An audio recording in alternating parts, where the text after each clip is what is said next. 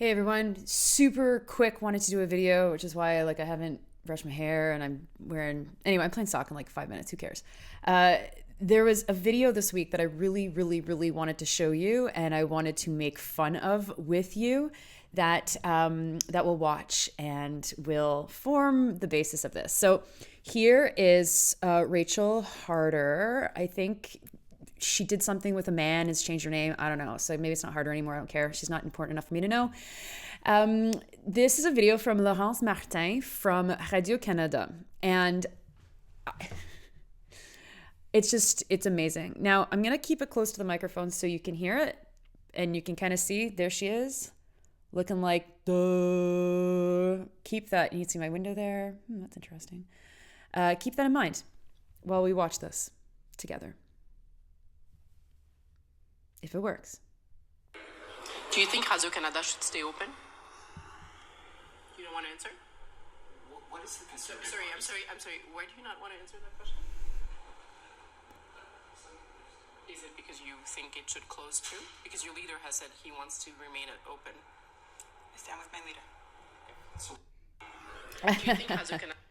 Okay, so Rachel there is demonstrating the incredible intellectual heft that exists in the Conservative Party, and specifically with the women of the Conservative Party. I mean, if feminism was the promise of electing the dumbest, fucking, most vacant, glassy-eyed freaks, then I can see why people opposed feminism. It, of course, was not about that. So,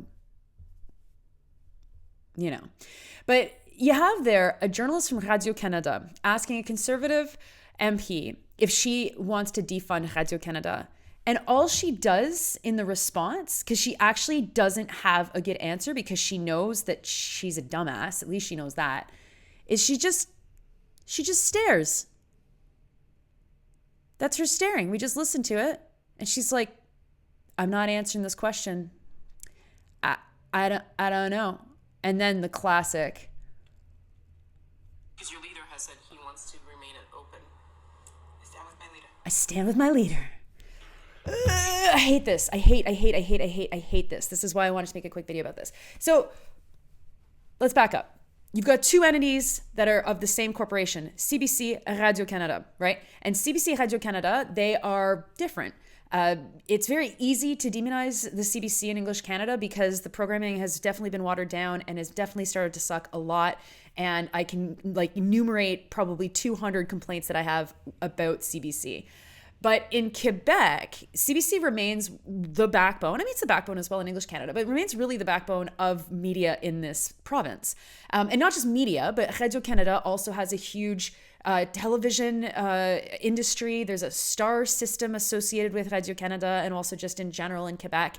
And it is not a popular policy thing to say we're going to defund the CBC in Quebec. And so here you have a Radio-Canada journalist. Now, she asked the question. I also want to say the journalist that jumped in to ask their questions after she was finished, fuck you guys. I'm so glad that the journalist Laurence Martin stopped them and be like, wait, can we just get the answer to this? Because had they just jumped in, Harder would have been saved from actually having to respond to this at all. So that's not cool. Have some solidarity for your freaking colleagues, guys.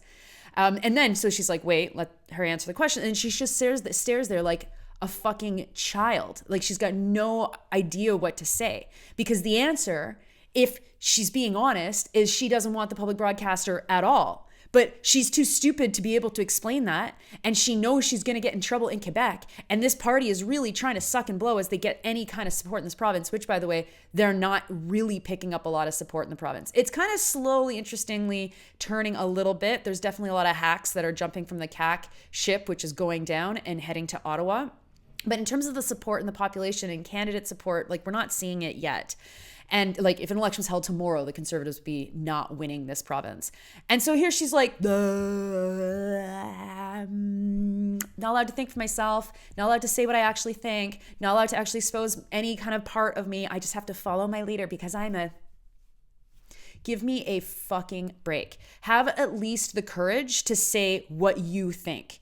And allow people to vote for you based on what you think. And if your brain has nothing going on it at all, and all you can say is, I follow my leader, what the fuck are you doing in politics?